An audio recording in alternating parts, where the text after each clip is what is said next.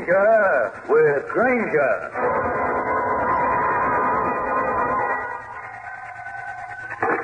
Police Department. This is Graham Dwyer. I'm calling from a drugstore in Ampere, McDonough, on the edge of Pelham Bay Park. Get a police car out here immediately.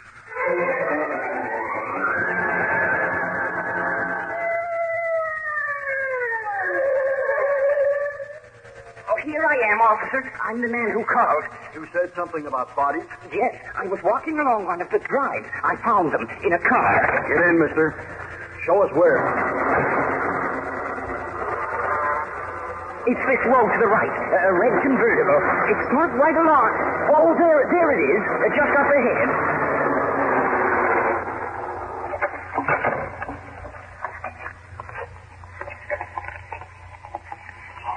Who up? Boy and girl. They're just youngsters. Both been shot. How'd you happen to find them, fella? Oh, I told you, I was walking here in the park. It's a nice night. I happened to look in. At first I thought they were just sitting sort of, Necking? Yes. Then I took a closer look. That's when I ran to the drugstore and called. Hey. What's the matter, officer? Hey, we're in for a lot of grief. You look at these marks. Made by a lipstick. 3 X's. This must be the work of some fiend. This is Steve Granger, private detective, with a story about a killer with a trademark, a XXX, which meant murder plus mania. In just a moment, I'll take you back to one of my most interesting cases.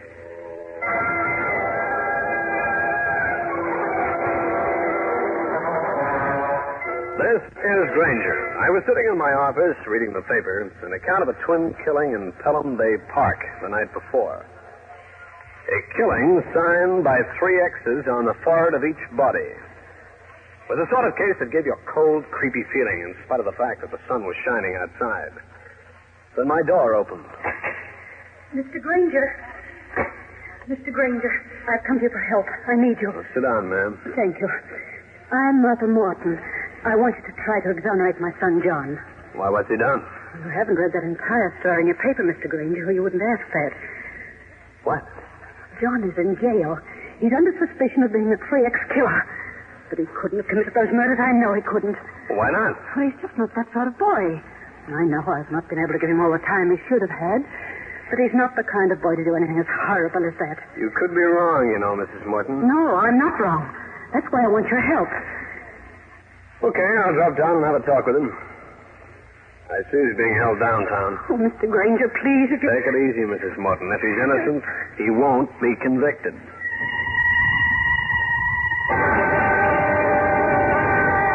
I grabbed some transportation and went down to police headquarters. I explained my errand and was ushered into the office of Lieutenant Mike Harding.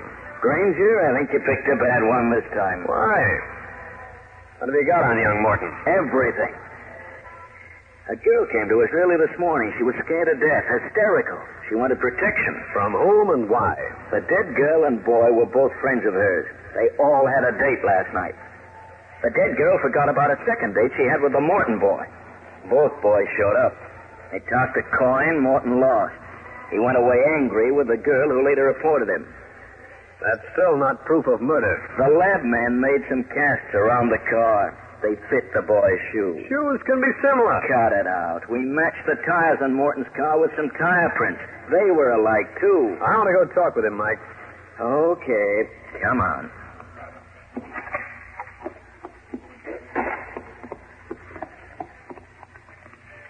How's the kid impress you?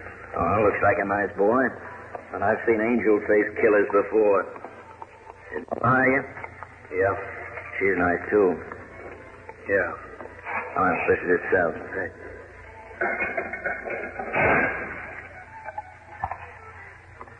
John, I'm Steve Granger. Your mother employed me to try and get you out of this. I didn't do it. I didn't All right, do it. take it easy, kid. I'll do everything I can. What happened after you flipped the nickel and lost? I left him and went out with the other girl. The one who reported you? Yes. Anna Long. I was mad, see? I took her home early, and then I drove my car around the park. Looking for the other couple? Yeah. I wanted to spoil their fun if I could. They wanted to pick a fight with the other guy. I didn't like him. But, Mr. Granger, I never killed them. But you did find them. Sure. I spotted the car parked on that side driveway. I coasted up in back so they wouldn't hear me. I wanted to see what was going on. So? When I got to the car, I could see there was something wrong. When I saw the 3 X's marked on their fire, I went home as fast as I could. Why didn't you notify the police? Well, I was going to. But just as I got back in my own car, I heard the sirens. I got out of there. I guess I lost my head. Yeah, I guess you did. Okay, John, try and relax. I'll do what I can.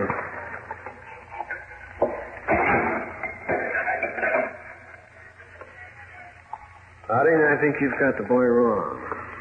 He's got a pretty straight story. But no witness. Did you paraffin his hands? Granger, you stick to your business and let me stick to mine. I know the routine. Okay, no offense.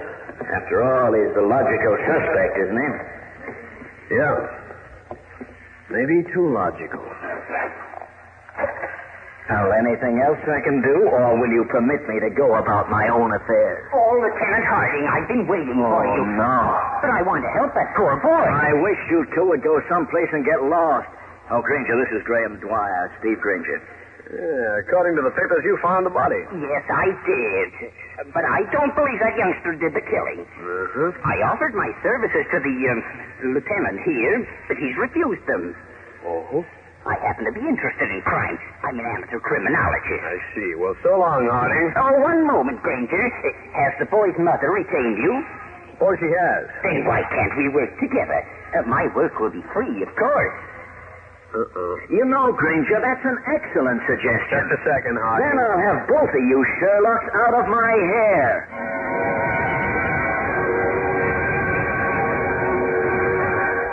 I got away from Graham Dwyer by simply telling him to get in touch with me later at my office, a place I'd try not to be at that time. I nodded so long at him, left the building, and grabbed a cab uptown.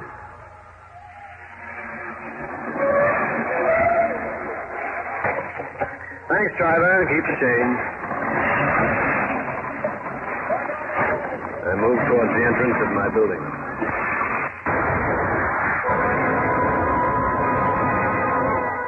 I'll continue with this interesting story in a minute.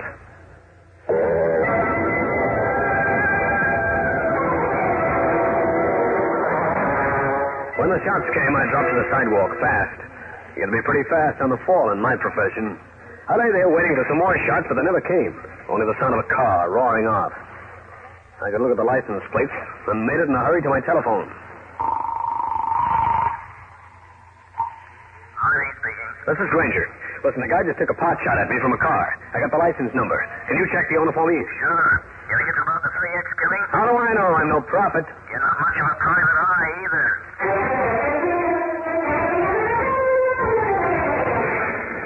While waiting for Harding to call back, I studied the newspaper account of the 3X killing. The police had only one suspect, and that was John Morton. I hoped I could dig up an alibi for him because the law was going to be tough about this. I'd got the address of the girl who'd put the finger on John Morton. Her name was Anna Long. I decided a talk with her was in order. Anna Long lived on Colonial Avenue, adjacent Pelham Bay Park. I phoned, told her I'd be out.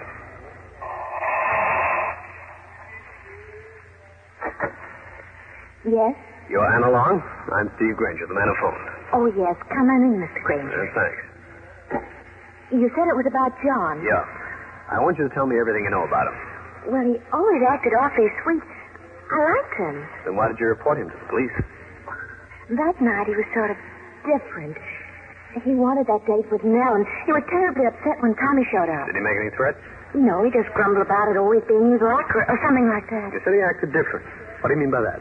Well, we rode around, and then we stopped off for a soda at the corner, and John wouldn't talk or anything. Then he took me home, just like that. Didn't even say good night. Do you think he could have killed his two friends? He didn't like Tommy at all, and he was crazy jealous of Nell.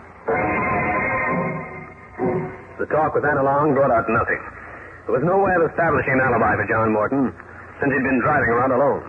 I thanked the girl, left the house, and started down the street in search of a cab. I walked along, enjoying the clear weather. I hardly noticed the car as I came up to it. It was facing me. I I dropped to the ground, but not until I'd got a good look at that driver. He was wearing a gray hat, dark glasses, and a mustache.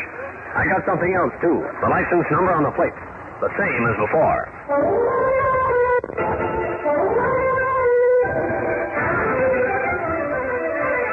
Well, Harding? Sure. I've got a make on the car for you, Granger. Thanks. You took your time about it, didn't you? What's the matter, Gumshoe? Nervous? I just don't like being shot at. You want protection? I'd be glad to assign a uniformed officer to bodyguard Cut you. the comedy and give me the information. I'm afraid it won't make you happy. We checked with the car owner. He left his keys in the car. It disappeared naturally, and it's still missing. Thanks. There's one thing about you, Mike. You're always useful. About as useful as a nylon shirt in a blizzard.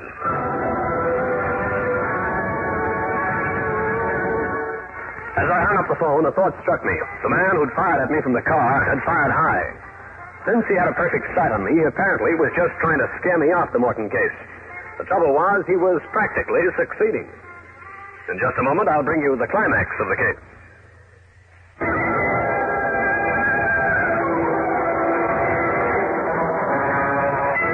On my way back to my office, I passed pretty near to Cal Hendrick's place. Since I was getting nowhere fast with this case, and since Cal has more than once been able to help, I thought I'd pay him a call. Well, in trouble again, Steve? What do you mean again? I'm just a sucker for strife. Read about the 3X killer, Steve? I'm working on it. That Morton kid? I don't think he did it. Thanks. You're my first friend today. A kid like that might kill an anger, but when they start marking their corpses with 3 X's on the forehead, look for a psychopathic murderer. If you'll just point him out to me, I can save Mrs. Morton a lot of heartbreak. This is one time I can be of no help. I thought I'd probably find you here, Granger. Well, the boy lieutenant from homicide. All right, that's enough, Hendricks. Here, you're holding an innocent kid for murder. Now, look here. Don't needle him, Cal. Lieutenant has high blood pressure. What do you want with me, sir? That Graham Dwyer, remember him? He said that now you and he were working together, you'd have a startling revelation to make by morning. Oh, he said that, did he? Is it true? No, Mike. It'll make you feel better, it's not. Thanks. Even if my feet are sore, that no was worth the trip up here.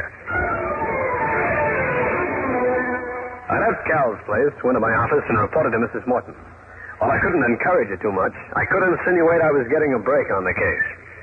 At midnight, I got it.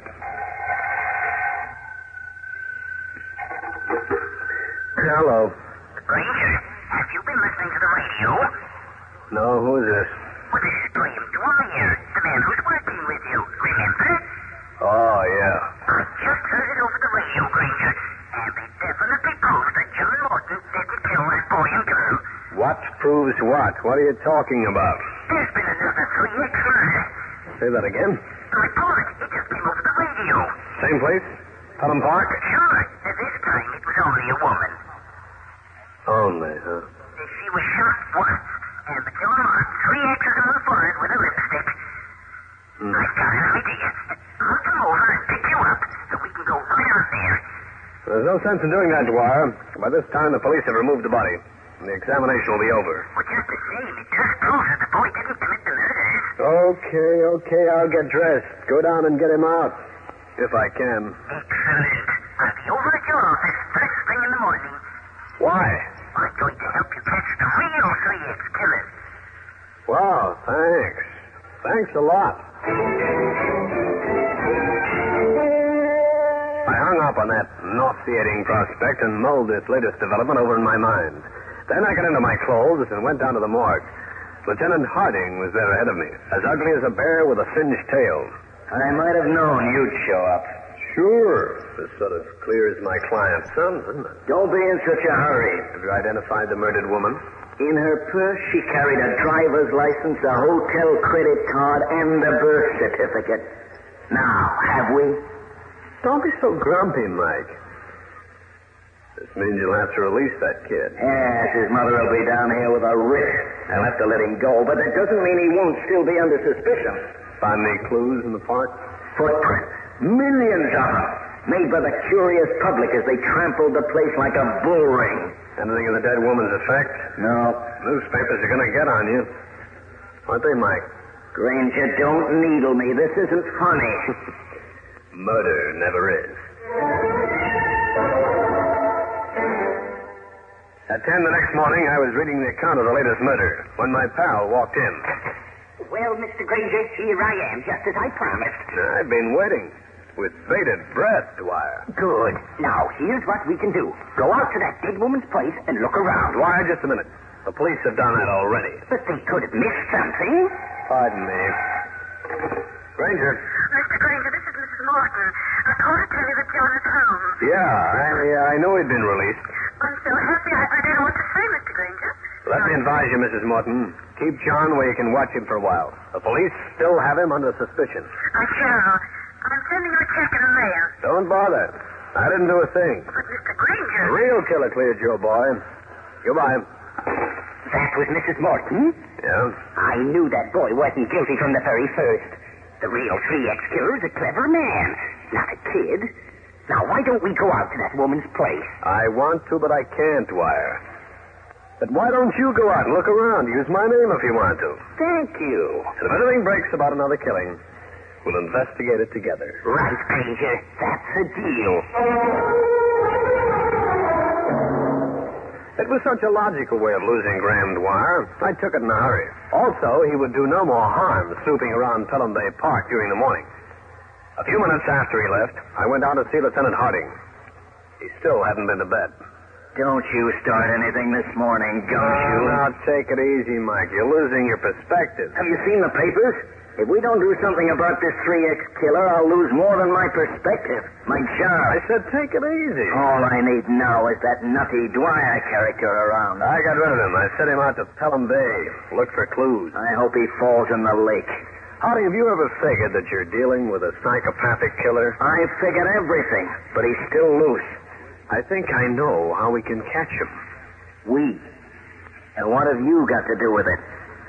Figured I could help you trap him. Now, Granger, if this is another stunt... Just listen, will you? Well, go on. The 3X killer must be an egomaniac. He loves to see his trademark written up on the papers. Now, suppose somebody comes along and claims to be the 3X killer. The real one gets jealous. You'll want to get even with the fake one. In short, you want me to take my gun, murder an innocent citizen to make it look like a 3X killing. You don't have to go as far as that. You can get hold of a body, can't you? Of an unidentified woman? Are you nuts? No. You set up the whole thing. Get a police officer and a policewoman to stage it. The woman is found dead after being shot by the 3X killer. The wagon comes up and takes her down here. Nobody knows if she's alive or dead. And in the meantime, the real 3X killer pops up in Times Square. It's a chance you'll have to take. Me? I thought it was going to be we. Harding demurred with every demur he could dig up. But I finally reasoned him into it. And he agreed it was one way the 3X killer could be brought into the open. That night, just before midnight, the supposed killing took place. The policewoman, posing as a casual pedestrian, was walking down one of the drives. The man slipped up behind her. The woman staggered to the grass and dropped. The man ran between some trees and disappeared. Two plainclothesmen ran out with the body of the woman brought from the morgue. A woman wearing 3 X's on her forehead. They placed her where the fake shooting had taken place, while the policewoman slipped out of sight. The stage was set.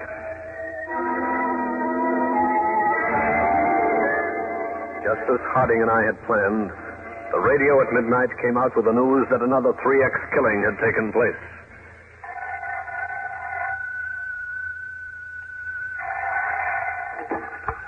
Yeah. This is Graham Dwyer. Have you heard? I was just going to call you. We're going out there. I'll pick you up in 5 minutes.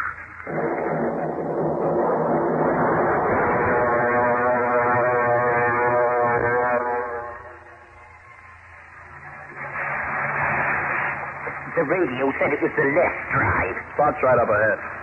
See the police cars? My, this one really attracted a crowd. Pull up here. We can walk.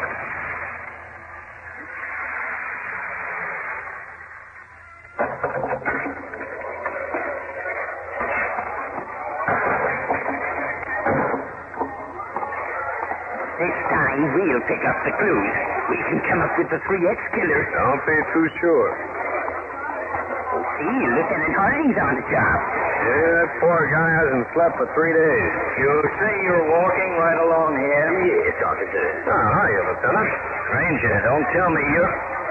What did you bring him along for? We're going to find the 3X killer for you. You're going to mind your own business or be locked up. You can't do that. I'm a law-abiding citizen. You get in our way, you'll be obstructing justice. Now behave. You, mister, go on with your story. Well, I was quite a ways down the drive when I heard the shot. You see the man who fired it? I think so. Good enough to describe him? Yes, I believe so. He was wearing a dark suit. His hat was gray-colored. He had a decided limp. Anything else? He ran over into those trees. Harding looked at me and one eyelid dropped in a surreptitious wink. I nodded. A few minutes later, a man wearing a dark blue suit, gray hat, and sporting a decided limp was moving through those trees. Nobody except the police and I knew that this had all been rehearsed. That both the witness and the man with the limp were really police officers. I looked around carefully, hoping to spot anyone who looked suspicious. Then I discovered something. Something that sent me on the heels of the man posing as the 3X killer. It was not so light now, and I had difficulty spotting my quarry. Then he loomed up ahead, the limp as evident as ever. I stayed behind, just a little out of sight. The phony murderer was being obvious. Also, he was taking a chance because some civic-minded citizen might shoot first and ask later. Then another figure slipped out of a clump of bushes up behind the supposed killer. The gleam of a nickel-plated revolver glinted dimly. The second man prodded the first out of sight. I moved in. Don't stand there. I demand to know why you killed that woman. I'm the 3X killer. Okay, you caught me. Take me back there. You're the 3X killer. That's fantastic. The real 3X killer is clever. His murders are committed without leaving traces. You're a fumbling fool. I'm the 3X killer. You're not. This wasn't planned as a 3X killer plan. This was stupid. The 3X killer's intelligent. He uses reason. Look how he framed that boy for the twin killings in the car. That took reasoning. Yeah? You're a fake. You're trying to cash in on the publicity the original 3X killer got. You were jealous of his success. You're the cheapest of all people. You're an imitator. How do you know? Because I happen to be the original 3X. It was I. You understand? Okay, Dwyer. Put down that gun. So you found me, Granger. You knew all the time, didn't you? Drop the gun, I said. Not until I take care of this feeble fake. I'm going to...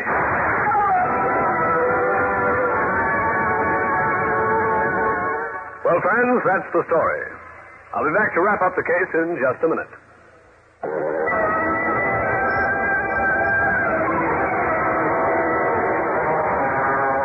I merely pulled the trigger and Graham Dwyer dropped with a bullet in the leg. The officer who'd been posing as the fake killer grabbed his gun, and that was that. Mike Harding asked me to meet him the following day. Have you seen the newspapers? They're playing up the hoax we pull like they know about it all the time. They're good guys. And I suppose I'll have to thank you. You know, it was that dreamboat idea you brought in from left field that snared Dwyer. Don't bother, dear boy. It was a pleasure to get you off the hook. Yeah, I was hanging there like a flounder. What happens with Dwyer? And he's insane. When we raided his apartment, we found it was a storehouse of information on murder. Finally went to his head. Well, why he never shot to kill when he chased me around in those stolen cars? Explain that. He'll love making a monkey out of you. Thanks. Love being a monkey and alive. Pardon me, Lieutenant, but they want you at the office. What for? There's been a shooting on the west side. Coming along, Granger? No, Lieutenant, this one is on you. I figure on taking a rest. A long rest.